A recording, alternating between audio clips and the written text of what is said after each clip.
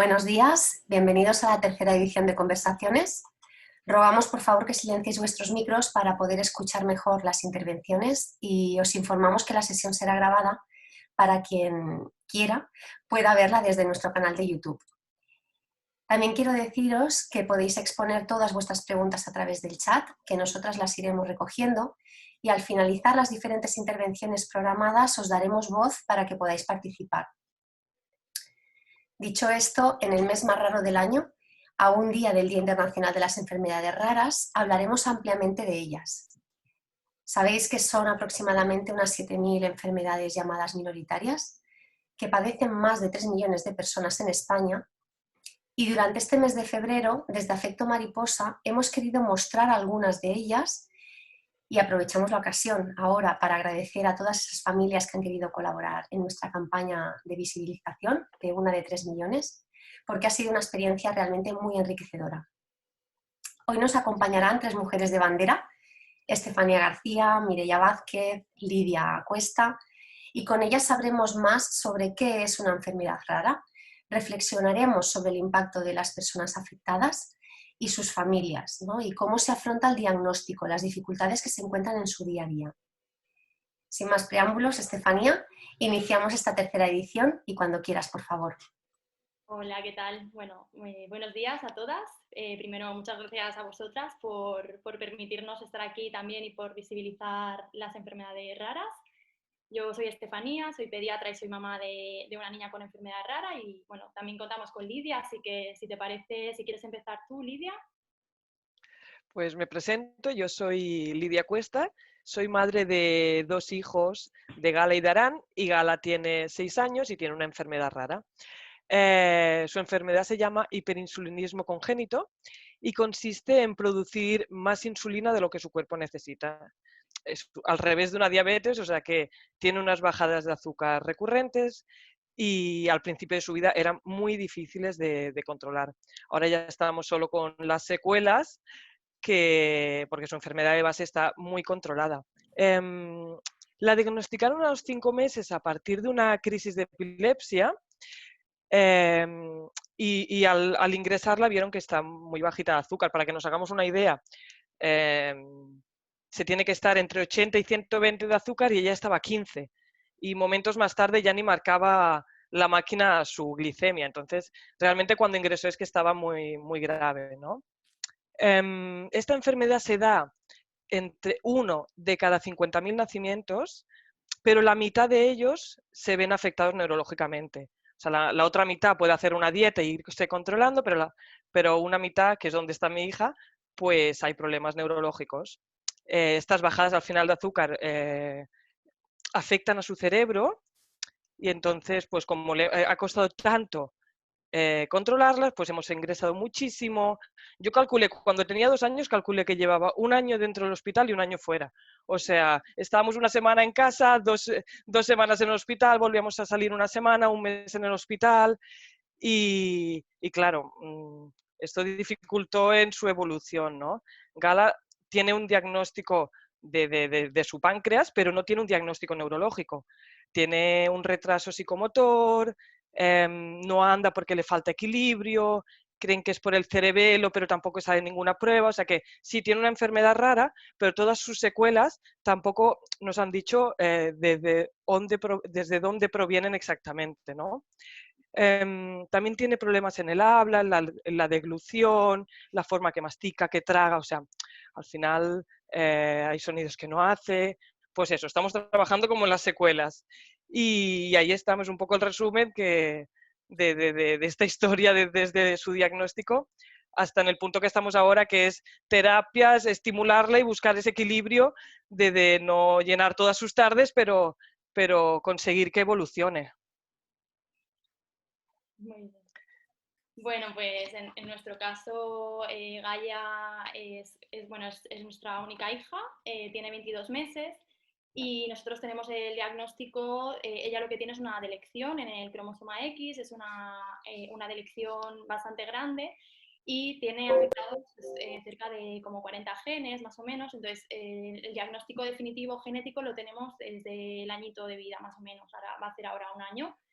y realmente pues es una elección muy rara porque al no ser solo un gen, sino que es una serie de genes, pues en España creemos que hay una niña con la misma dirección parecida, y en el mundo, claro, tampoco hay registros así muy claros, y por lo que hemos ido encontrando, pues habrá como unas 20 más o menos niñas con elecciones parecidas, pero bueno, claro, luego cada una es un mundo, porque puede afectar más a unos genes, a otros, aparte hay tan pocas que tampoco puedes realmente saber cuál va a ser el pronóstico. Sí que hay unas cosas pues, en común, el retraso madurativo es bastante general, discapacidad intelectual, algunas tienen TEA, más o menos severo, bueno, pues esto así a grandes rasgos, ¿no? Y luego, pues según las zonas afectadas, pues puede aparecer unas cosas u otras. En el caso de Gaia, ella lo que tiene pues, es un retraso madurativo.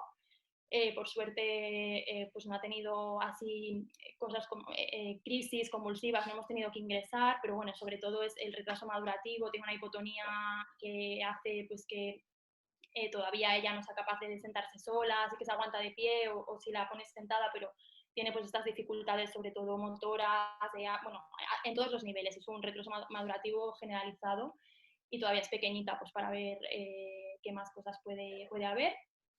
Y bueno, realmente lo nuestro pues fue, fuimos viendo que no era normal, no fue como en el caso de Gala, que pues tienes un ingreso así como algo más agudo, sino que fue pues a lo largo del primer año que vimos pues, que era una niña muy complicado, ¿no? Era como que todo era complicado al principio, pues desde el parto, la lactancia fue difícil porque tenía hipotonía, luego era una niña que no tenía intereses, solo quería comer, solo quería estar en el pecho, también tienen problemas de control con algunos de los genes de control de la saciedad, entonces ella solo quería comer, tenía una obesidad súper importante los primeros meses, y bueno, pues así fueron pasando los meses hasta que ya la vio una neuropediatra y a los 9 meses decidieron hacer el estudio genético y el diagnóstico definitivo como tal lo tenemos desde los, pues eso, con los 11, 12 meses. Y bueno, y a partir de ahí pues ya pudimos empezar a abordarlo. Y bueno, aprovechando que tenemos aquí a Mireia, que Mireia es neuropediatra, ella se formó como pediatra en La Laguna, en Tenerife, y después se especializó en neuropediatría en el Hospital de Sant Joan de Déu de Barcelona. Trabaja tanto a nivel hospitalario como en los centros de atención temprana de aquí de Cataluña, los CEDIAP. Y bueno, pues me gustaría darle la bienvenida y que nos contara un poco qué es una enfermedad rara y la importancia de un diagnóstico precoz. Bueno, buenos días a todas y por mi parte también quería agradecer, ¿no? Que me hicierais partícipe de estas charlas, que encuentro que es una parte, ¿no? muy bonita, una cosa que no tenemos oportunidades directas, ¿no? En nuestro día a día cuando ejercemos, ¿no? Y creo que es otra manera, ¿no? de aproximarnos y ver toda esta parte de la vida, ¿no? Del día a día. A ver, ¿qué os voy a contar nuevo, ¿no? de las enfermedades raras cuando a veces siendo eso, ¿no? Enfermedades tan raras, de tan poca, digamos, ¿no? prevalencia, ¿no? Cuando hablamos de términos así médicos, que es eso, ¿no? Que hay muy pocos casos por cada, ¿no? en la población general, que propiamente son 5 por cada 100.000 habitantes, pero claro, al ser tan, ¿no? tan pocas cada una, pero ¿no? que en sí, ¿no? acaban identificando miles y miles, ¿no? y que acaban siendo cada una con sus características tan distintas, ¿no? y además que no solo, ¿no? afectan una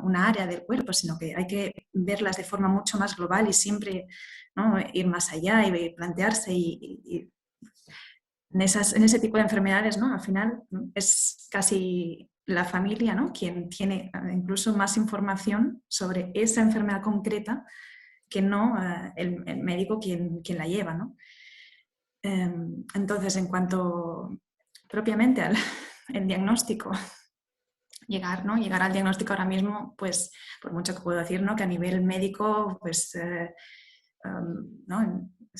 vivo ahora mismo pues eso, ¿no? con esperanza porque voy bien, yo llevo pocos años ejerciendo, ¿no? y estoy viendo unos progresos que me ilusionan en mi campo, que inicialmente pues siempre, ¿no? cuando dices, pero te dedicas a eso, hay compañeros que lo miran como una zona tan, no sé, tan oscura, algo que casi que no se quiere, ¿no? Ni a veces ni hablar o bueno, ¿no? Está arrinconado. Pero aún así, ¿no?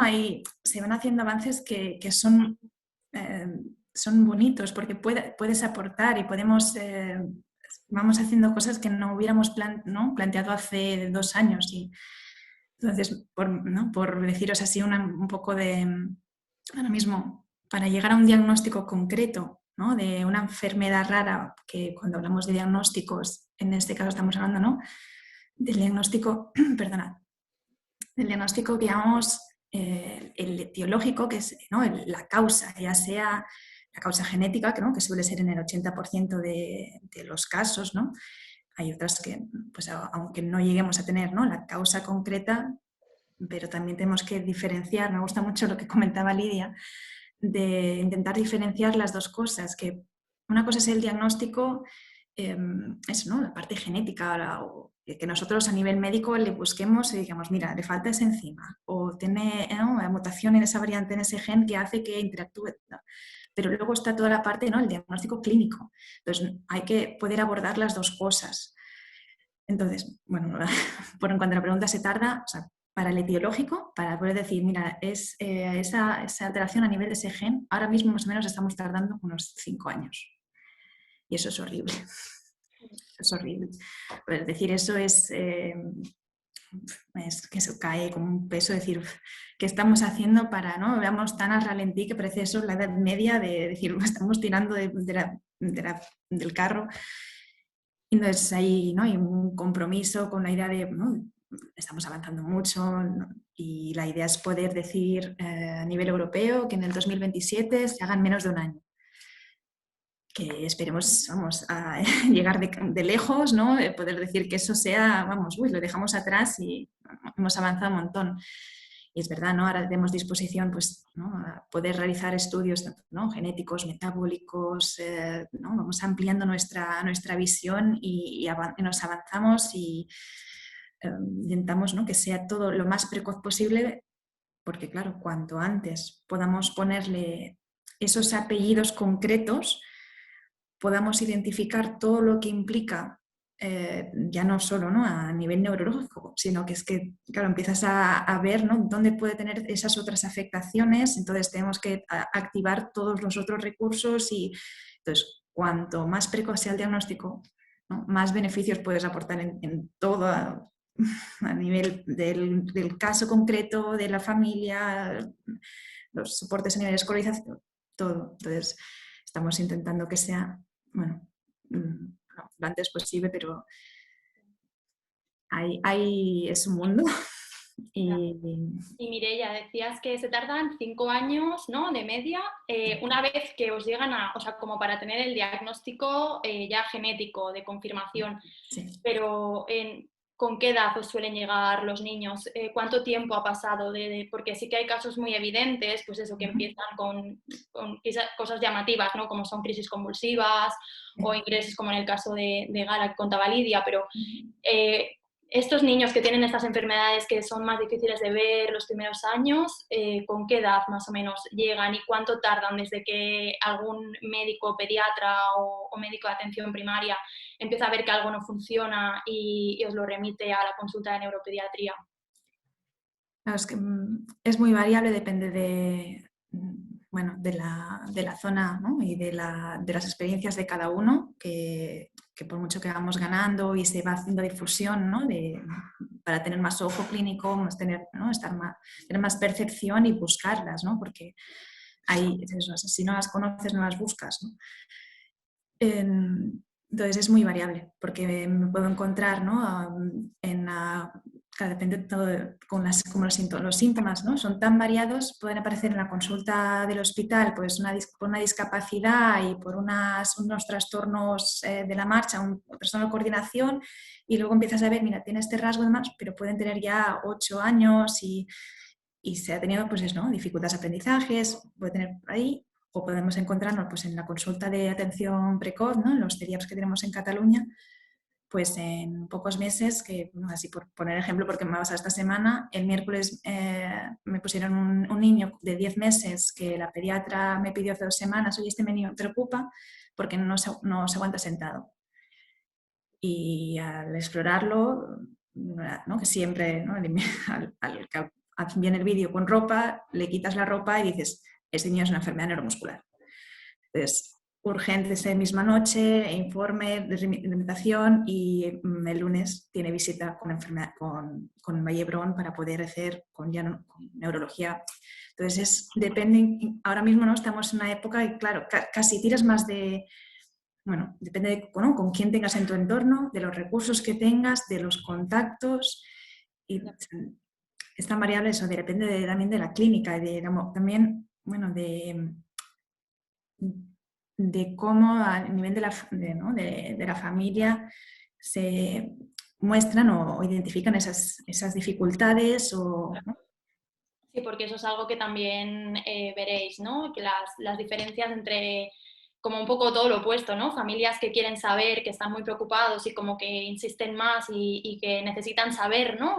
Tener un diagnóstico, y otros todo lo contrario, que pasan un poco por esa fase de negación, de pues no querer ver que al niño le pasa alguna cosa. También cómo afrontáis todo esto, el comenzar, ¿no? a dar el diagnóstico y la forma de afrontar con las madres, con los padres, estos diagnósticos. Pues es un camino donde vas aprendiendo, ¿no? a ver hasta qué punto, ¿no? Pues esa familia desde está viendo, ¿no? las dificultades que hay a directamente, ¿no? esa negación completa y tienes que ir poco a poco, ¿no? Es decir, no, fíjate, mira ahora mismo, ¿no? No nos está, en el caso, ¿no? Más de atención primaria podemos encontrarlo, ¿no? Fíjate que no nos está mirando o que no nos está haciendo partícipe, que ahora, ¿no? Entonces vas intentando, ¿no? Dejando esas semillitas, ¿no? Para decir, mira, puede tener, ¿no? otras muchísimas cosas bonitas, nada más, pero yo como neuropediatra, yo te comento las cosas que, ¿no? que tengo que poner sobre la mesa, ¿no? Pero es ir leyendo, depende de cada familia, pues que hasta qué punto van a aceptar mis palabras, porque puede haber directamente una verdad, bueno, me han traído aquí, pero no quiero. Hay todo, es que es todo un mundo. Pero bueno, normalmente cuando hay una preocupación, ¿no? por parte de la familia que ya, ¿no? se traduce, se ve, entonces es simplemente intentar, ¿no? Encontrar ese balance entre, ¿no? yo también lo veo, ¿no? Y esto es verdad, que allá por esta edad, pues es verdad que debería hacer, ¿no? un poquito más, tenemos que investigar, ¿no? ver un poquito por qué, entonces ¿no? vamos a activar, ¿no? los recursos que tenemos y vamos a hacer, entonces, y luego es ver hasta qué punto, ¿no? Verbaliza la familia de, bueno, ¿no? pero ¿qué crees que tiene? O ¿no? si llega a preguntar o no, entonces es de decir, bueno, yo veo, ¿no? hasta que no me preguntan directamente o no, nada más, y bueno, yo veo que le cuesta esto, tiene dificultades motoras o más bien verbales, en el caso concreto, o incluso si hay algún rasgo que me preocupe, y digo, entonces por esto, ¿no? voy a enviarlo al hospital, o por esto, más vale, ¿no? Mira, le hago una analítica y vamos a ir mirando. Pero no es hasta que, bueno, mira, en el caso del niño de antes es que el papá no veía nada. Entonces, hablaba de que la mamá estaba muy preocupada, que se le había hecho una analítica y habían visto una elevación de unas enzimas, que había buscado internet. Entonces, entramos ya en ese punto en que tienes que ¿no? de transmitir al padre que sí que hay algunos datos que, ¿no? que a nivel médico pues, nos hace, ¿no? movernos, pero claro, tampoco quieres que él, que sin poder estar la mamá presente, porque claro, ahora mismo solo tienes un padre en la consulta y depende de cuál, le dices, a ver cómo le va a llegar la información a la madre, si no vas a poder ni hablarle ni contenerla y vas a hacer que la situación ¿no? se quede colgada. Entonces vamos aprendiendo sobre la marcha un poco y según Claro, yo, Estefanía, querría añadir como pasar el balón. Mireia habla de las familias que trata ella y yo hablaré como en mi caso. Mi hija nació con esa enfermedad. Claro. O sea, hay otros niños, los que no están afectados, al segundo día de vida lo vieron. Y entonces le diagnosticaron solo nacer, entonces esos niños no tienen secuelas. No, no estoy culpando a nadie, ni mucho menos. Solo que sí, es muy importante que a donde yo llevara a mi hija tuvieran experiencia. Y yo fui directamente, en mi caso, estaba en Barcelona, pero yo pasé por 3 hospitales. Y dio la casualidad que yo me fui al de referencia y allí habían tratado. Hay 2 centros en Barcelona que tratan esta enfermedad y uno de ellos es donde fuimos, pero si hubiéramos ido a otro, habría costado más. El diagnóstico, el primer ingreso habría sido mucho más largo. Mi hija tuvo hasta 5 tratamientos hasta que encontraron, o sea, existen 5 tratamientos, pues el quinto es el que le fue bien a ella, pero claro, tienes que ser un experto y haber tratado a muchos niños con esta enfermedad para saber que hay estos 5 tratamientos. Porque aun siendo expertos, yo me he ido de congresos de esta enfermedad a París y no había ningún médico español. Yo me he buscado con quién hablar, estando ingresada, hablaba con unos expertos de Filadelfia para saber qué más se podía hacer y hasta me hubiera llevado a mi hija a Filadelfia. O sea, la experiencia en cada enfermedad, claro, no es lo mismo una enfermedad que rara, pero que en ese hospital ya la traten, a que me hubiera ido a un hospital más pequeñito y que no hubieran tenido ni idea. O sea, que esto también yo creo que es súper importante. Igual que a lo mejor nuestra pediatra, pobre, no le echo culpa de nada porque no busco a nadie, pero no había tratado a ningún niño así. Y nosotros tuvimos la revisión de los 2 días, la de la semana, de los 15 días. No es como ahora en pandemia, antes se hacían revisiones, la del mes, la de los 2 meses. Y a los 4 meses vieron que tenía hipotonía y nos derivaban a un fisio, pero no veían. Mi hija duerme mucho. No, no te preocupes, qué bien, qué suerte. Te quiero decir que esa pediatra no hubiera tenido ningún caso, a nosotros no nos benefició, porque igual que en el hospital que sí trataran, nos benefició porque tenían un bagaje de experiencia que mi hija se pudo beneficiar, pero que su pediatra no hubiera contacto con nadie, seguramente hizo que el diagnóstico fuera más tardío, porque fue a los 5 meses, pero ella desde que nació vive con esta enfermedad, pues una enfermedad genética que nació con ella.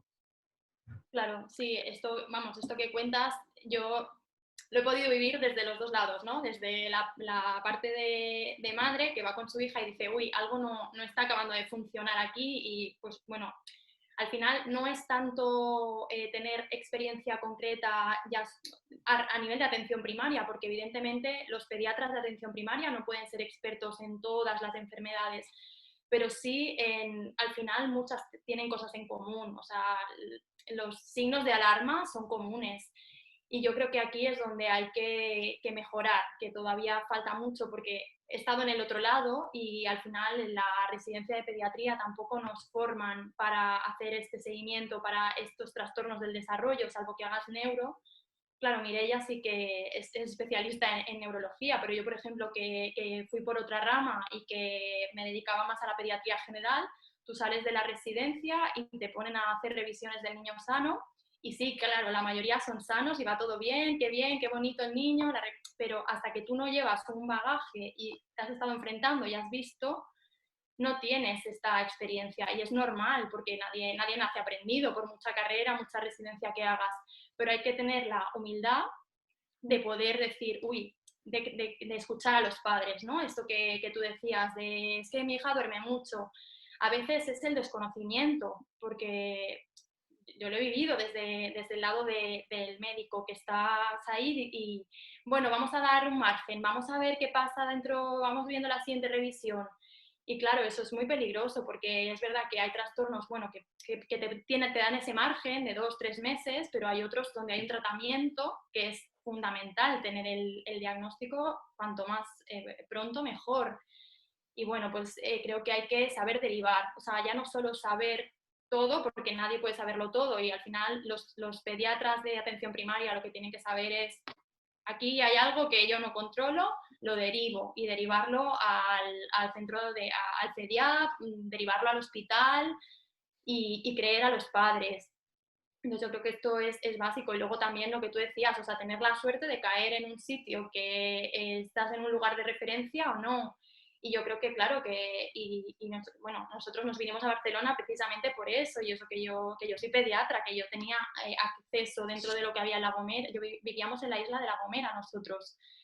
Y yo estaba trabajando allí de pediatra y bueno, pues mis compañeras la veían, di a luz en Barcelona, entonces también la vieron pediatras de Barcelona, también fuimos a Madrid de visita porque hice la residencia allí en el Hospital de la Paz y también la vieron pediatras allí en Madrid. Y bueno, o sea, que la vio un montón de gente, pero al final ves la diferencia de estar en una isla pequeña, en un sitio más rural como es La Gomera, o la diferencia de estar en Barcelona. O sea, yo porque al final soy de aquí, porque conozco, porque soy médico y cogimos a la niña y nos vinimos para aquí, y porque el estudio genético se lo hicieron en el Hospital de La Paz, aprovechando que fuimos allí de visita. Y la vieron, pero si no, probablemente sería una de estas niñas con retraso madurativo no filiado, que viven en algún sitio pues más remoto, y esto pasa a día de hoy en nuestro país. O sea, no todos los niños tienen acceso a un hospital de primer nivel, de tercer nivel, con todas las pruebas genéticas, de última tecnología. Entonces, bueno, yo creo que es sobre todo algo a mejorar, que es que lo que dices no es culpa de tanto de, por lo general, los médicos de atención primaria, enfermeras, todos tienen la predisposición, quieren hacer las cosas bien, pero no siempre se tienen las herramientas para poder hacerlo.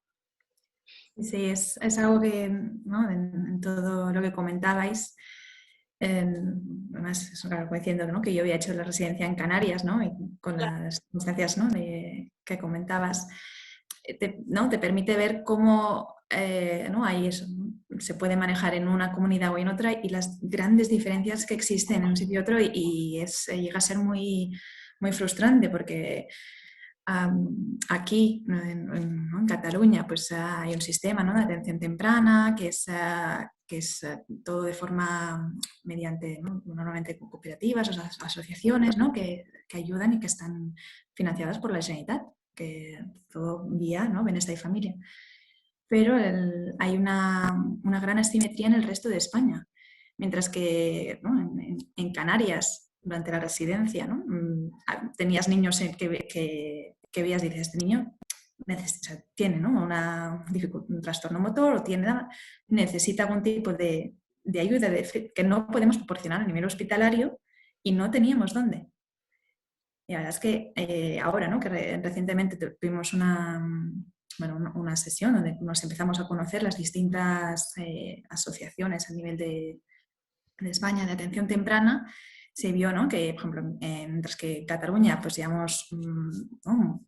más de 20 años y con muchísimas, ¿no? centros, y cada centro ya está con una experiencia, con una relación, ¿no? una coordinación, todo, ya llevamos todo este rodaje, ¿no?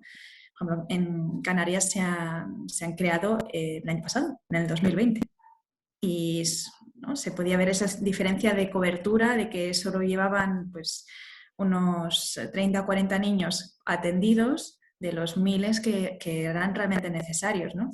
Pero es que no solo Canarias, que ¿no? siendo eso isla, con las dificultades, ¿no? de coordinar, ¿no? diferentes sectores, ¿no? más aislados, donde podemos llegar, sino que me llama mucho la atención en otras comunidades, ¿no? que también distintas maneras de financiarse, las dificultades, ¿no? y hay mucho requerimiento, ¿no? privado o de familia, el poco soporte, ¿no? Poco institucionalizado que está con el gran cambio que implica la atención precoz, o sea, estando implementada, es que cambia el desarrollo del niño.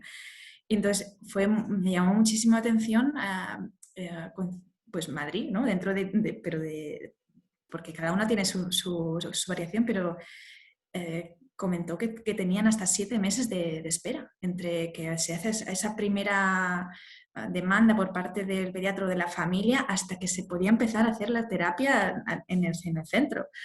Entonces, aquí a veces son pocos días, ¿no? Entonces, que eso existe, ¿no?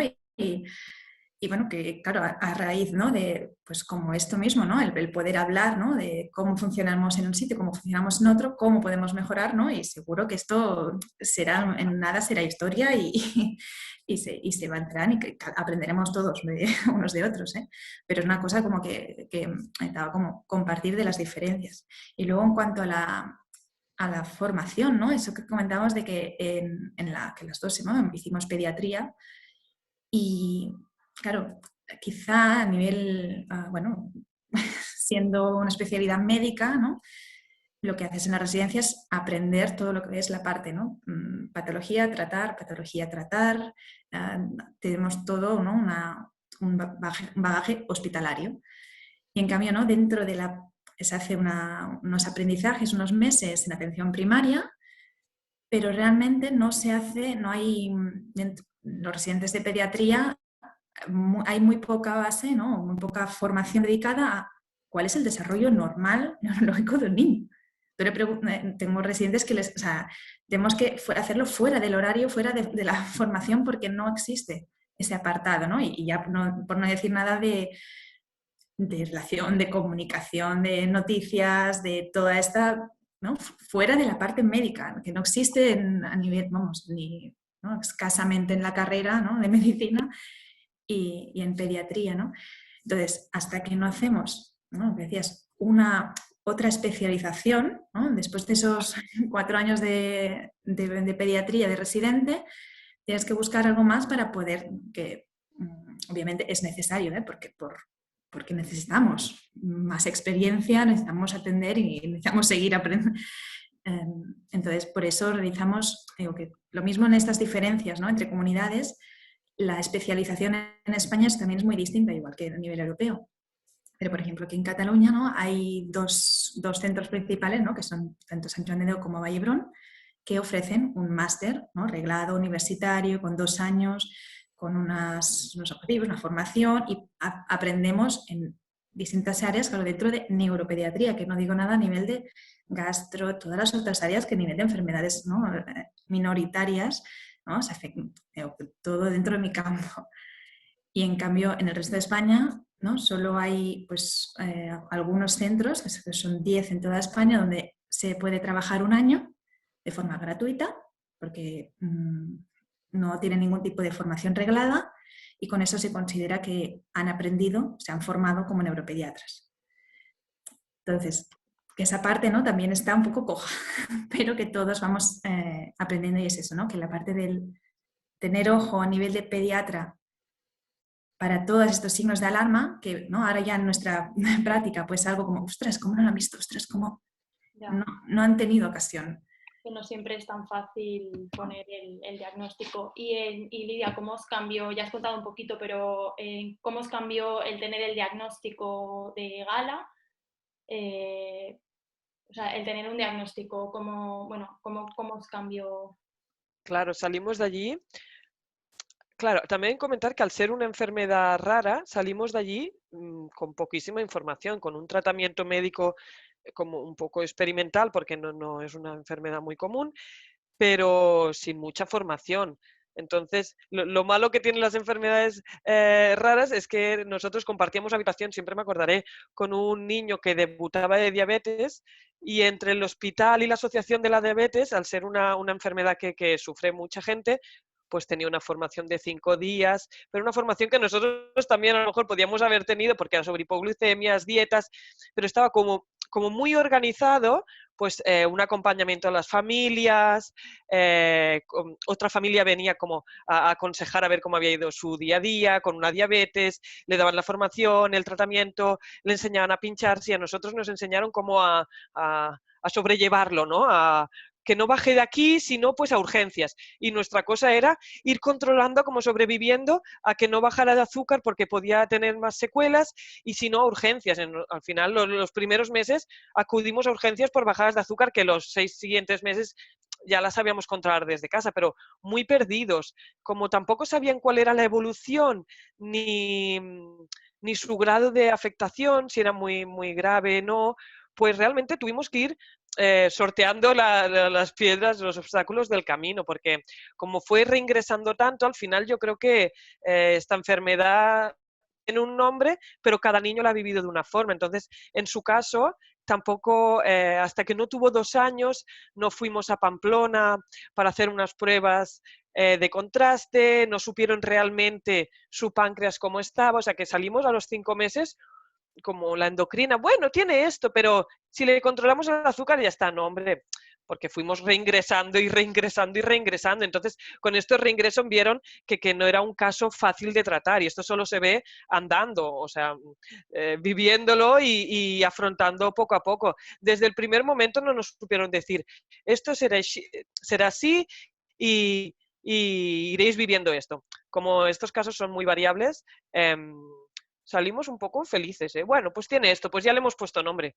Pero claro, no sabíamos los 2 años o los 3 años que nos esperaban siguientes que fueron duros. Piensa que ella pasó a tener 5 tratamientos y el quinto, después de muchos reingresos, era un inmunosupresor. ¿Qué quiere decir? Que lo aceptamos porque iba bien de azúcar, pero con una gastroenteritis estábamos 3 semanas en el hospital, con una bacteria, me conozco, Campylobacter, adenovirus, o sea, es que lo ha tenido, ha tenido muchísimas cosas que me sé muchos nombres de bacterias, de virus, que ha tenido que reingresar. Entonces, bueno, el diagnóstico lo tuvo, pero no fue hasta el pasar de los años que nos fuimos controlando. Es más, ahora esta enfermedad, ella la tiene súper controlada. Por esta enfermedad, su páncreas hace vida normal. Ahora lo que estamos tratando son las secuelas de esos 5 meses o de esos primeros 2 años de vida que le han afectado neurológicamente. Pero esa enfermedad ya nos dijeron que a los 4 años mejoraban, hacer el cambio como de los 4 a los 5 años mejoraban y a lo mejor llevamos, mira, tocaremos madera, pero llevamos desde octubre del 2019 sin ingresar. Es el récord histórico de su vida, porque ella ha ido reingresando cada 2 meses mínimo una vez. Pero claro, ha sido como a lo largo de su evolución. Sí, contabas un poco, ¿no? Esa sensación como de desamparo, de, bueno, pues de no saber, de tener que ir encontrándote poco a poco con lo que va haciendo, ¿no? Tu hijo. Pero como de familia, pero como médico también, porque como Sí. yo allá veía bueno, es una crítica, pero constructiva, ¿no? Que veía a lo mejor que cada equipo, ella la trataba gastro y tenían unas recomendaciones, neuro tenía otras recomendaciones, endocrino otro, y al final, como es una cosa que parte de muchos especialistas, yo iba hablando con la de Filadelfia, con la de Alemania, con el del Congreso de París, y entre todos poníamos mucho de nuestra parte todos, yo iba imprimiendo, ha salido este nuevo estudio, hay 4 casos en Italia, y ese fue el medicamento que funcionó. No, no por mí, sino porque al final yo creo que todos íbamos sobre la marcha buscando, pero también yo iba buscando mucha información fuera, porque al final cuando tú ves a un médico un poco perdido, claro, no hay nada peor.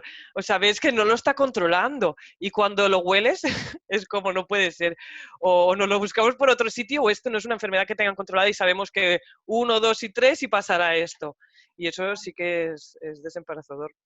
Claro, sí, en nuestro caso, bueno, pues también cuando nos dieron el diagnóstico acababa de empezar la pandemia, entonces nos acabamos de, sí que una de mis compañeras nos había dicho ya, una de las pediatras de La Gomera, a los 11 meses sí que nos dijo, bueno, pues ya no sabemos qué tiene, pero ya basta de decir es porque es gordita, ya iremos viendo, sino no sabemos qué tiene, pero algo tiene. Y justo empezó la pandemia, entonces nada, ya nos confinamos y ahí fue cuando claro, fue por teléfono realmente el diagnóstico, porque el estudio genético se lo habían hecho en Madrid y ya cuando el genetista de La Paz, que está acostumbradísimo a ver síndromes rarísimos, enfermedades rarísimas, me llamó y me dijo, no tengo ni idea, ya dije, ostras, estuvo buscando, encontró 3 artículos en toda la literatura de niñas con direcciones parecidas y me dijo, pues esto es lo que hay y nada. Y ahí nos pusimos a leer. Mi chico, que es arquitecto, que ni idea, pues acabó siendo el mayor experto más que yo casi, de la dirección de cromosoma X. Y también, pues al final, pues, como dices, también por internet, encontramos un grupo de Facebook de una mujer científica de Florida, que tiene una hija con la misma dirección, que ya fue buscando, ha ido juntando todas las personas del mundo que van encontrando con este diagnóstico, nos vamos uniendo a la página de Facebook y vamos viendo un poco pues cada delección, cada mutación, cómo es, los genes que compartimos. Pues mira, si compartes estos genes, pues habla con este, con el otro, que son los que son más parecidos a tu hija, y ahí pues vas viendo un poco pues cuáles son ¿no? lo que te puede esperar, pero al final, bueno, pues es eso, es ir viendo, y a veces también como queremos tener, que no, a mí me pasaba al principio, que quieres ir estás deseando ir al neuropediatra para que como si tuviera la bola mágica, ¿no? Y te diga, pues tu hija pues va a hacer esto, otro, aunque sea negativo, pero el manejar la incertidumbre, ¿no? Ha sido lo más difícil, o sea, que te diga, pues va a caminar o no va a caminar, o va a hablar o no va a... Y no, es como ya iremos viendo, y tienes tan pocos referentes que lo hace todavía más difícil. Y bueno, pues eso, al final que tenemos que ser los propios padres los que tenemos que estar pues investigando, buscando información, y pues eso, vas al pediatra y dices, otra vez, ¿no? Ya te tengo que contar, porque, y sabes que no... Y en mi caso, que encima también soy pediatra, es como, pues es que ya al del CAP, al ambulatorio, ya ni voy, porque es como, ¿qué te voy a contar, sabes? Entonces, bueno, es un poco también esto, la necesidad de apoyos, que a veces pues no nos enfocamos mucho en que obviamente te ayuda a tener un diagnóstico, porque puedes ver más o menos dentro de un espectro que puede ser muy grande lo que te puede esperar, pero que al final es, bueno, también lo comentaba creo Mireia, ¿no? Tratas los síntomas al final, y es detectar pronto para poder empezar a trabajar con los niños en función de lo que va mostrando, y no centrarnos tanto en, pues tiene este diagnóstico y va a ser así, sino ir viendo, ir trabajando. Y para esto pues es súper necesario tener una red de especialistas, pues que falta es un poco la estructura a veces, a nivel de cada sitio hace un poco lo que le parece, cada comunidad, cada hospital, cada ambulatorio, entonces un poco unificar, y sobre todo también apoyar a las familias, porque es eso, a veces nos encontramos un poco desamparados, y bueno, y pues en nuestro caso pues tenemos cierta facilidad de recursos, pues gente que podemos ponernos a buscar artículos y leerlos, investigar, pero no todo el mundo tiene esa capacidad o esos recursos, entonces pues creo que también es importante establecer estas redes de apoyo a las familias pues bueno, para hacerlo más fácil. Pero por las dos vertientes, entiendo, Estefanía, porque a lo mejor nuestra enfermedad, ahora están haciendo una red mundial de información, porque a lo mejor había un tratamiento que en Israel funcionaba y aquí no teníamos ni idea, ya que es tan raro. No puede ser a nivel español, tiene que ser a nivel internacional, porque si algo funciona en Filadelfia, ¿cómo no? Al final es información que tendría que fluir, ahora más en la época que estamos, ¿no? Y más en pospandemia, porque tendrá que ser todo online. Y ellos están creando una base de datos con todos los casos que han tratado, cómo lo han hecho, porque a lo mejor también se encontraban que había hospitales que operaban y hacían una pancreatectomía, que es dejar un 5% del páncreas, y hay hospitales que hacían medicamentos, pero no había como los informes de cada niño con su evolución para que los siguientes médicos que trataran en el futuro otros casos pudieran valorar que ha salido mejor, qué evolución ha tenido. O sea, que una red internacional me parece básica de cada enfermedad, para que este conocimiento, ya que en los hospitales a lo mejor no habrán tratado más de, yo qué sé, 10 casos, pues que lo puedan tener a su disposición. Y por otra parte, claro, a mí me cambió la vida cuando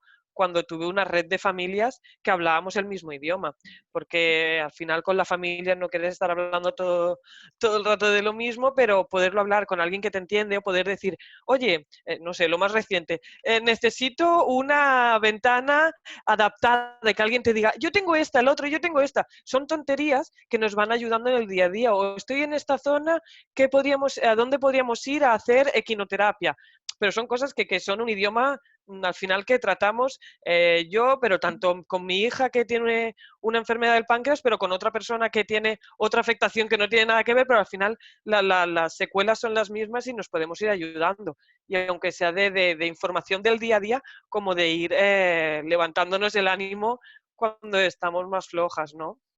Sí, sí, sí, claro, en nuestro caso funciona totalmente así también, porque de hecho las personas que tenemos que son más parecidas a Gaia pues viven en otro continente y pues tenemos muchas cosas que al final no puedes compartir, pues culturalmente, porque no funciona igual el sistema sanitario en un país o en otro, entonces a veces tienes más en común con gente que tiene otra elección cualquiera, pero que al final pues se parece aquí, pues, que vivan en Barcelona y tener esa red.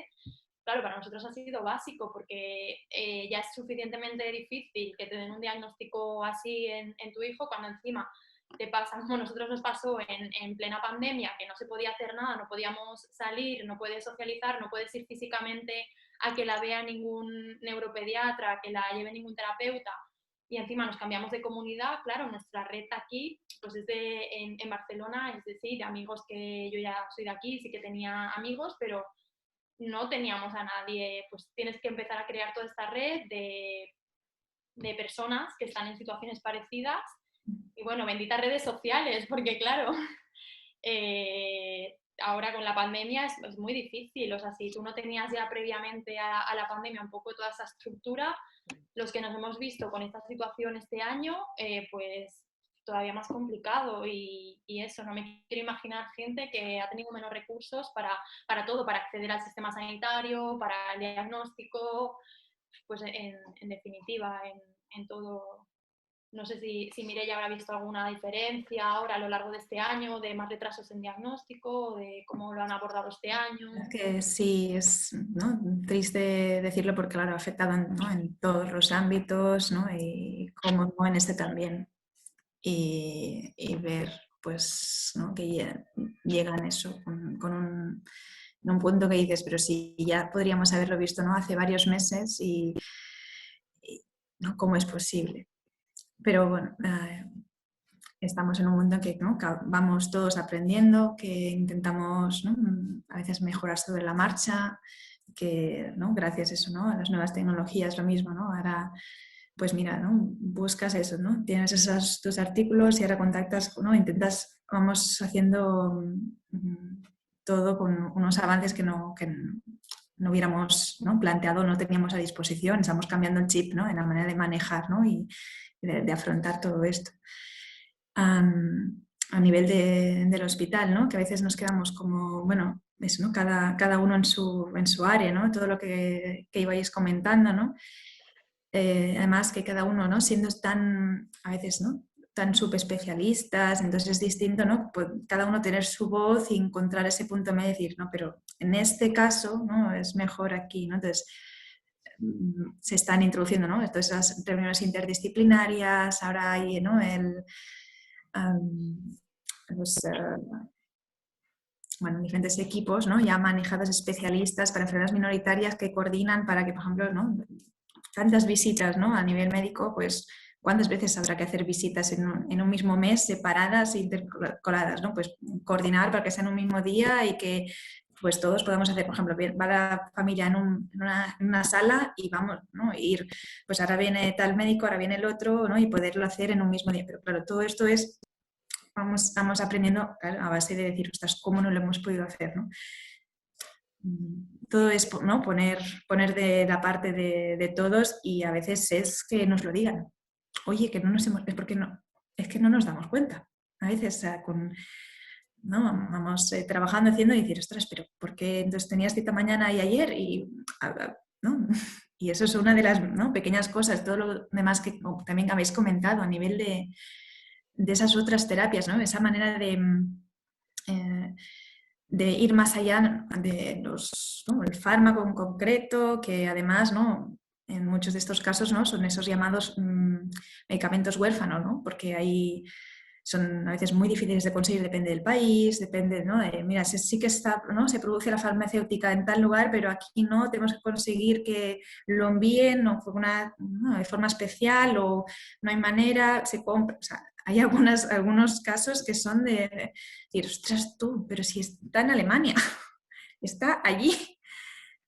Entonces, pero eso, toda la que es ahora mismo, ¿no?, tenemos que pensar no en nivel nacional, a nivel internacional, y porque vamos, es crucial, es que si no, ya no hay otra manera.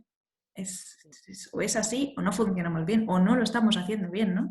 Ya estaríamos haciendo una negligencia, sino... Tenemos que aprovechar pues un poco eso, en la línea de lo que decía Lidia, ¿no? Aprovechar ahora este momento que estamos como con las tecnologías, pues aprovechar para hacer redes a nivel internacional, ¿no? A nivel global en todos los sentidos y que avance los sistemas de información, porque si no tenemos que ser los padres los que vamos a tener que ir haciendo estas conexiones y aprovechar lo bueno que estamos aprendiendo este año de las tecnologías, pero tampoco dejando de lado esa atención presencial, pues también, ¿no? Lo que comentaba que antes hacían y qué es lo que tendría que ser la revisión, que no podemos obviar estas revisiones de los niños en pediatría, dejar de lado estas revisiones, sobre todo los primeros meses de vida, que son fundamentales, porque muchas veces los padres, me ha pasado a mí siendo pediatra, que no lo ves, que tú no es lo mismo ver un niño un ratito, o sea, que al final es importante ver a los niños, no se puede hacer por teléfono según qué cosas. Y bueno, pues es un poco por hacer la crítica constructiva, ¿no? De todo lo que falta y bueno, aprovechar lo bueno, lo que hemos aprendido este año, pero sin dejar de lado todo eso del seguimiento del niño, que es básico para diagnosticar cuanto antes cualquier signo de alarma que pueda presentarse. No sé, si queréis comentar algo más. Bueno, yo por mi parte es que, claro, ya es otro campo, ¿no? Yo que si alguien quiere hacer alguna pregunta y que podamos abrir, ¿no? Y desarrollar algo más. ¿Hay algún comentario en el chat? No sé si quieres comentarlo, Monse o Estefanía. Que no sé si hay alguna pregunta así, sí que hay algún testimonio, ¿no? No sé si...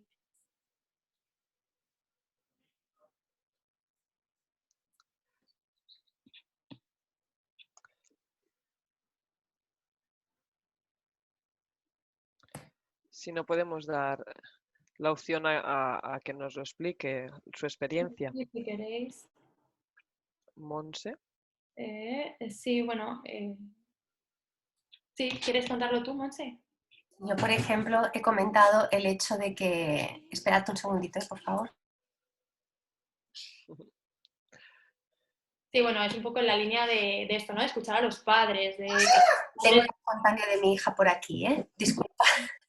El directo es lo que tiene. Yo sencillamente lo he puesto en el chat porque creo que muchos padres se pueden sentir identificados con esto, ¿no? Y es que en nuestro caso, por ejemplo, cuando llegamos a la consulta del pediatra, nuestra hija tenía 4 meses, era muy pequeña. Y ya en casa ya notábamos, percibíamos que algo no iba bien, pero era muy difícil de explicar porque realmente, o sea, era una nena que veíamos redondita, ¿no? Para que nos entendamos todos, era una nena que dormía, comía y todo iba muy bien, pero tú en el fondo como padre ves que hay determinados momentos del día o determinadas acciones que no son como el resto de niños de 4 meses, ¿no? Y empiezas a intuir que hay cosas que no funcionan, que no van bien, ¿no? En nuestro caso, por ejemplo, eran ciertas miradas perdidas que decías, ¿de dónde está mirando, no? O la sensación de que sonreía muy poquito, ¿no? Cuando realmente un bebé, cuando lo ves, siempre está sonriente. Eso era un signo que a nosotros nos llamaba muchísimo la atención, sobre todo pues, cuando ya tienes la experiencia de ser madre ya, porque en mi caso era la segunda hija y eso también te abre una perspectiva diferente, ¿no? Notas que algo no va bien. Y nos sentimos muy desamparados en cuanto... Siempre hemos tenido buena pediatra, o sea, ahí quiero lanzar también el apoyo hacia ella, pero no lo supo ver, ¿no? Ella solamente veía esa niña redondita que cogía peso y que todo iba bien, ¿no? Y cuando le explicábamos, es que no sé cómo decírtelo, no sé cómo explicártelo porque es muy raro, o sea, es que no sonríe, es que no se mira las manitas y con 4 meses en principio debería de hacerlo, ¿no? Hay cosas que toca hacer. Y claro, la respuesta que recibíamos es, no te preocupes, igual es que es más seria o cada niño tiene su ritmo.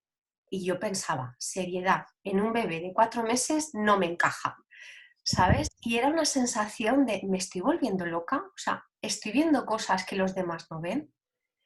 por suerte mi pareja estaba ahí diciéndome, no te estás volviendo loca, o sea, hay algo que no va bien, ¿no? Y insistes, te haces pesado y al final ya la frase era, tengo una hija de 3 años, ¿cuántas veces me has visto en esta consulta?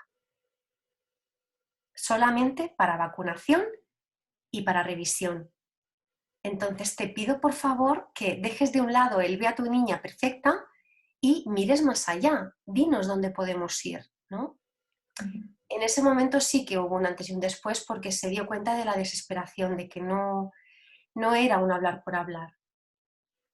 Claro, habían pasado ya desde que empezamos a notarlo hasta que la atendieron, casi nos pasa un año. Eso es mucho tiempo. Eso es lo que debemos de evitar, ¿no? Entonces, a mí me gusta explicar mi testimonio porque pido por favor a todos los pediatras que cuando una madre o un padre entra en una consulta y dice yo creo que algo no va bien, que la respuesta sea un ¿por qué lo dices? ¿Qué notas? Dime, explícame. Siéntate y hablamos. Y que ante los diferentes síntomas que podamos decir los padres, porque en el fondo los vemos, o sea, es que sabes que algo no va bien, que ya te deriven automáticamente a un centro de atención precoz, porque eso es súper importante. Y ahí entra después la burocracia, porque a nosotros nos derivaron y me decían, tenemos que ver primero a los padres. Y yo pensaba, vale, me parece bien, pero mientras haces una conversación o una entrevista con los padres por parte del psicólogo del centro, ¿alguien puede estar viendo a mi hija? ¿Podemos aprovechar ese mismo día para que no pasen más? Porque yo entiendo que tiene que haber una burocracia, una cadena de una serie, ¿no? de acciones a seguir y que tiene que un psicólogo ver que es una familia, pues cómo es la familia, qué hay detrás, qué explicamos y tal. Pero mientras tanto, ¿alguien puede ver a ese niño o niña? Porque es más tiempo que se suma. Ya. Mira, yo, ¿no? en esto, como he tenido la ocasión de... Escuchado y acompañado, sencillamente es eso. Nada, es ¿no? por lo que comentabas, ¿no? Por un lado, entre que, bueno, he tenido ocasión, ¿no? de trabajar en distintos CDIAPs, ¿no? Y claro, es eso, ¿no? No hay lo mismo que me decían, ¿no? No hay un protocolo común, no hay una manera, ¿no? Cada uno pues te vas adaptando a pues, cómo está estructurado y quién lo coordina y cómo, ¿no? Cómo vamos haciendo. Entonces sí que hay algunos centros donde se hace esa, ¿no? entrevista inicial de recogida de todos los datos, pues con o la trabajo social o la neuropediatra, porque depende, ¿no? Quién tenga ese rol en ese momento, o la fisioterapeuta o más.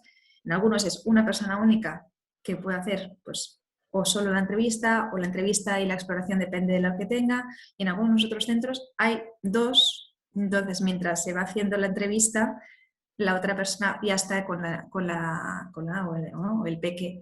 Y entonces así también hay dos pares de ojos que pueden ver, ostras, viste que en ese momento hizo tal, pero claro, depende también de los recursos, porque eso, por ejemplo, lo vi en el Raval, donde hay, ¿no? pues no sé, una inversión por parte del ayuntamiento, tal, pero que no está en otros barrios.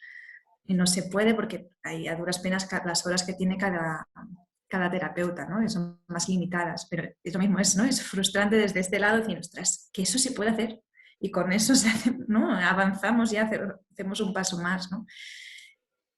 Y bueno, todo lo otro que comentabas, ¿no? Esa parte de expresar al final, no decir, ostras, ¿no? Hay algo que, ¿no? que te preocupa, ¿no? Hay algo incluso, ¿no? que es difícil poner en palabras, porque decir, no sabes realmente qué es, ¿no? Pero no, hay algo que no te gusta, ¿no?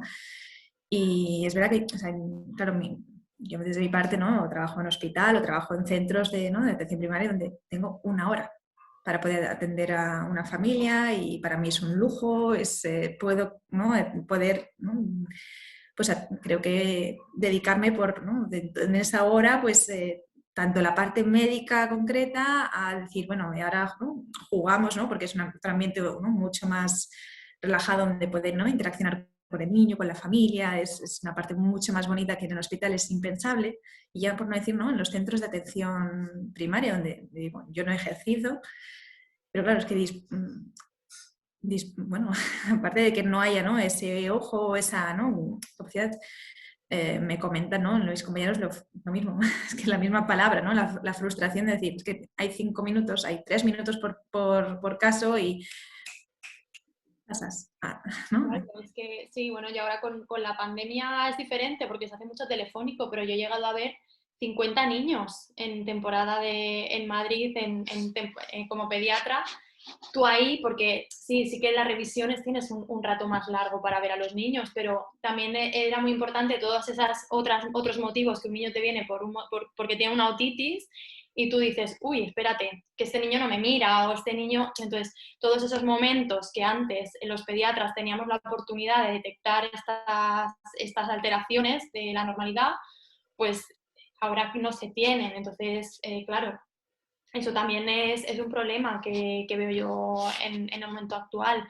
Y luego, pues bueno, pues lo que comentaba Monse, el no quitar importancia, porque a veces sí que es el pediatra el que se da cuenta en un niño que llega a la consulta, aunque sea por otro motivo, pero a veces es al revés, son los padres los que te vienen, y no restar importancia y decir, no, ya iremos viendo.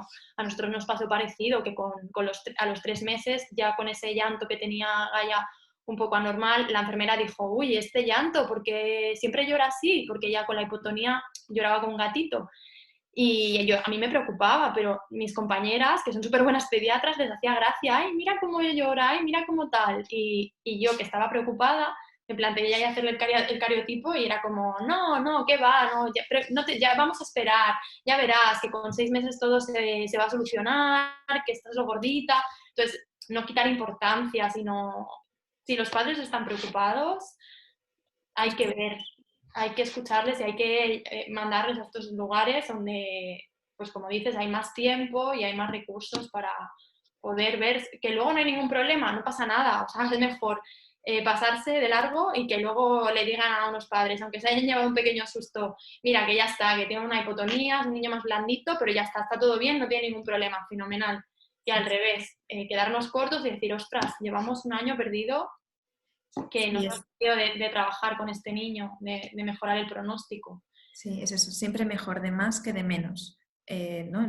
Por esa sensación, ¿no? De año perdido que lo habéis ido, ¿no? diciendo y que es un tiempo tan crucial, ¿no? Mira lo que más me angustiaba, porque yo ahora, pues bueno, es un duelo que tienes que hacer, tienes unas expectativas cuando tienes un hijo, es nuestra primera hija y evidentemente pues es un proceso de duelo que en esas estamos, pero yo recuerdo sobre todo mucho peor, aunque ahora ya hay incertidumbre, que no sé cuál va a ser su pronóstico, sé que vamos a conseguir todo lo máximo que ella vaya a poder. O sea, todas las oportunidades se las estamos dando. Entonces, a mí eso ya me da muchísima paz. A mí lo que me daba, lo que más me agobiaba era la sensación de estar ahí en la Gomera y con el confinamiento, de decir, van pasando los meses, van cumpliendo meses, 10, 11, 12 meses, un año y encima haciendo pediatra, teniendo en la tabla del desarrollo todo el rato pendiente, es decir, no estamos haciendo nada, nadie está viéndola, nadie está trabajando con ella. Entonces, esa sensación de perder el tiempo para mí es horrible. Mira, también comentan por el chat que seguramente en Cataluña van muy avanzados en temas de terapias, pero a lo mejor llega a los 5 años y se hace un vacío. Y preguntan esto, que después del CEDIAP de los 5 años, ¿qué no? Mi hija tiene 6 años y sigue tratándose por la Seguridad Social, o sea que es posible.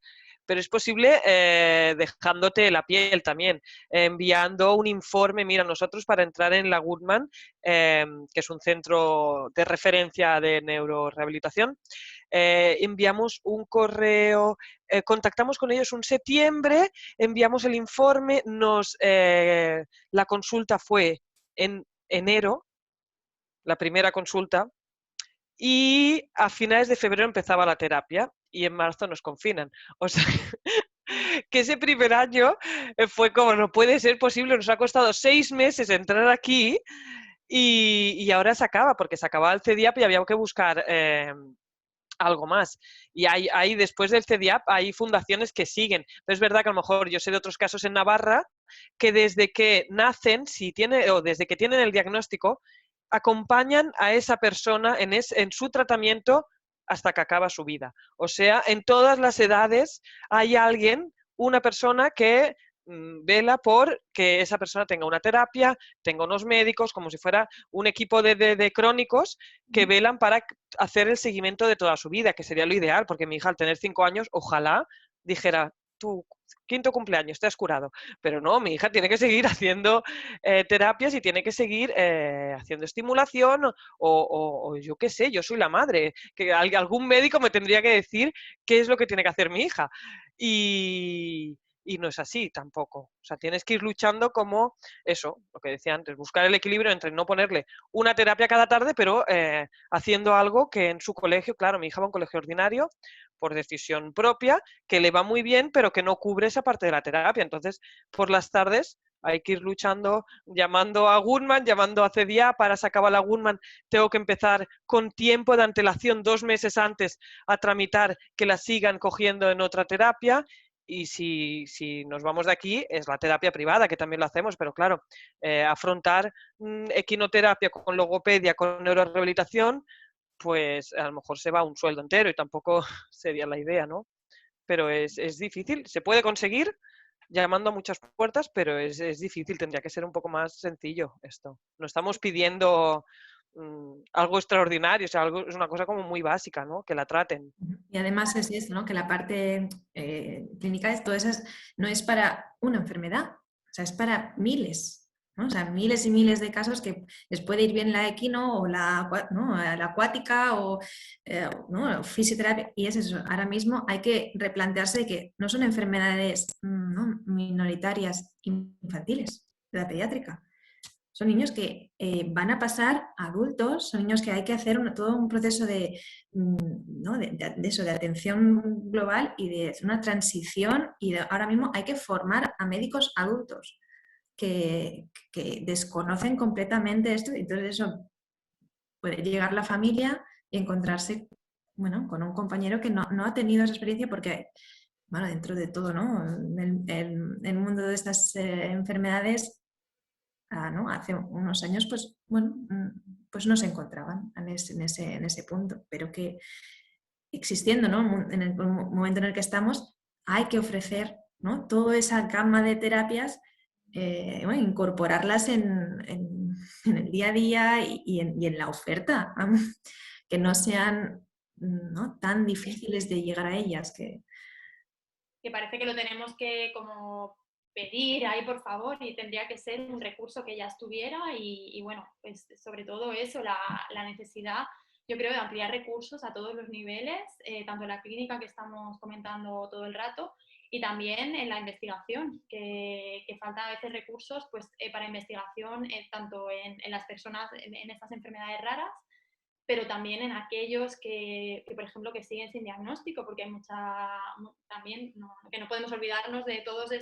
aquellos que también están sin diagnosticar, ¿no? Y lo que tú dices, que al final los recursos son para, independientemente de que cada una por separado de las enfermedades raras pues, haya muy poca prevalencia, al final son muchas las personas que necesitan de estos recursos y bueno, que es fundamental, vamos, como crítica constructiva también, ¿no? Sería necesario ampliar los recursos para mejorar la calidad de vida y que no tengamos que las familias desgastarnos tantísimo en buscar, bueno, tanto a nivel económico, que es un coste importante, como a nivel ya más de desgaste emocional, de tener que estar tú buscando todo, que tendría que estar pues más institucionalizado, ¿no? Que tú pues tengas todos los recursos que necesitas, pues lo que comentaba Lidia, que se hace en otros lugares, claro, esto sería el ideal. Pero ¿no? Todo eso es un paso que realmente no bueno, que es muy duro decir, ¿no? Pero que es un obstáculo más que ahora mismo lo tienen que superar las familias. Es que no me queda otra que, ¿no? que decirlo, digo, es que no, hasta que no se visibiliza que existe esa necesidad, ¿no? En la sociedad y ¿no? tener que pasar por ese trago de decir, escucha, que estamos aquí, ¿no? que somos todos estos y cómo no nos ponéis esto, ¿no? Y por qué encima ¿no? hay que pasar por eso y decir, ostras, ¿no? Llamar otras puertas que lo necesitamos porque no lo habéis puesto, ¿no? Eso es algo que debería a veces salir de per se, ¿no? Dentro de las instituciones, pero no se ve. Claro, en nuestro caso, a lo mejor los primeros casos eran a partir de los años 80. Antes serían pues muertes prematuras o del lactante, pero no hay...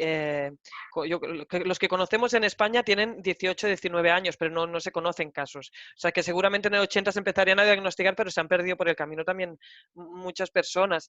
Y entonces tenemos hasta los 20 años, pero justo ahora tendrán que salir de pediatría para ir a su médico de cabecera, o sea que también esto es una novedad. Y yo no sé si Montserrat quería participar con lo que nos comentaba ahora en el chat, porque es muy interesante. ¿Tienes en silencio el audio? Sí, bueno, me presento, soy Montserrat, tengo 66 años y soy la más veterana del grupo. Por lo tanto, lo que les explicaba, lo que contaba en el chat, ¿no? Sois todas muy jóvenes, pero recordad que hace 50 años los chicos con discapacidad estaban encerrados en casa, no salían a la calle. No es que los médicos no hagan caso, es que no hay cultura, no ha habido cultura de la discapacidad. A no ser que fuera un síndrome de Down, bueno, las 4 cosas históricas de siempre, pero o sea, el sistema está muy mal porque no ha habido cultura. O sea, estamos ahora en un momento que todas estas familias jóvenes que tenéis tanto empuje, estáis aquí para cambiar el mundo, sobre todo el tema de la medicina, ¿no? Y el tema de la escolarización. Yo que mi hijo tiene 21 años, pues me doy cuenta de que se habla mucho de todo el tema desde que se nace hasta los 12, 14 años, pero es que después crecen y van a ser, o sea, él ya es un adolescente insoportable, pero con todo el tema hormonal, con todo el tema sexoafectivo, con todos estos temas que hay que tratar también, ¿no? Y después va a ser un adulto, y va a ser un adulto que seguramente va a tener muchísimos más problemas de los que puede tener un adulto sin ninguna discapacidad. Entonces, chicas, tenéis mucho trabajo, pero muchísimos, porque ahora es cuando está saliendo a la luz. Estos niños estaban escondidos en casa, no salían. A mí me miraban por la calle cuando iba con mi hijo.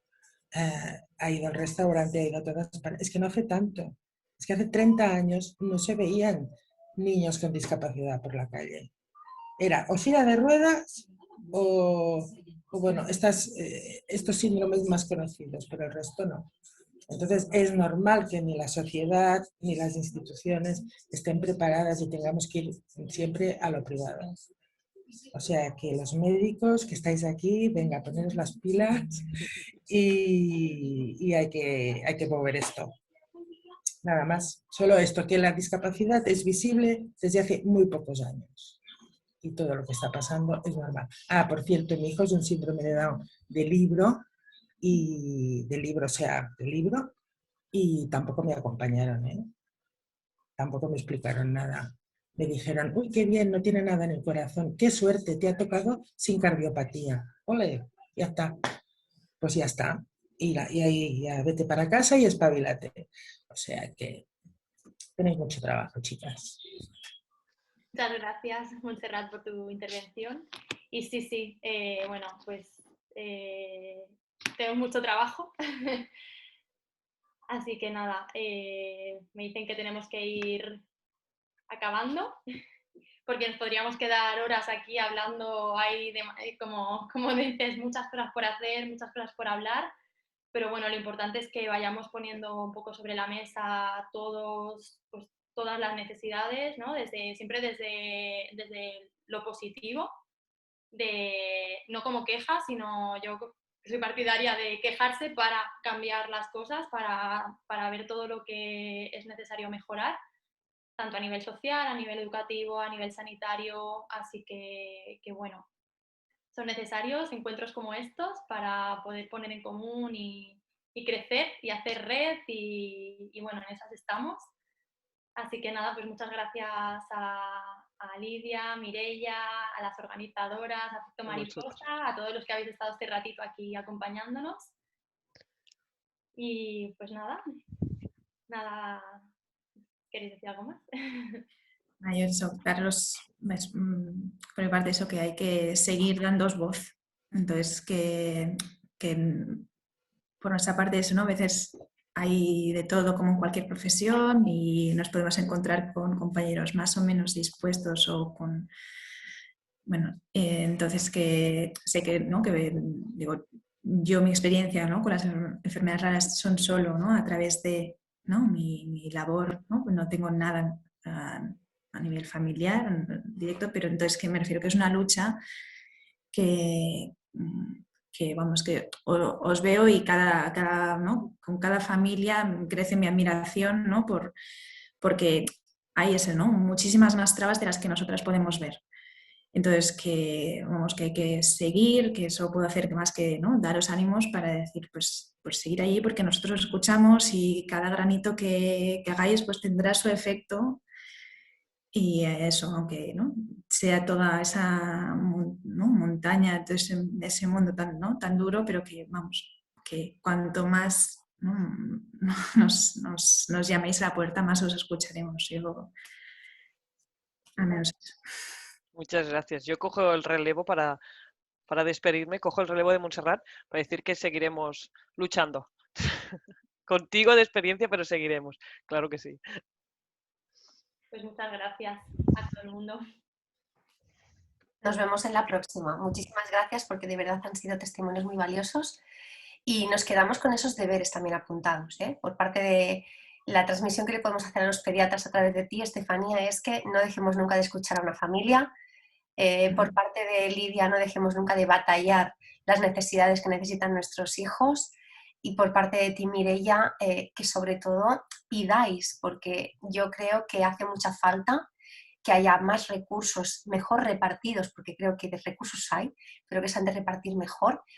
Es muy importante darle el impulso que comentaba Estefanía a la investigación por tantos aquellos diagnósticos que todavía están por hacer.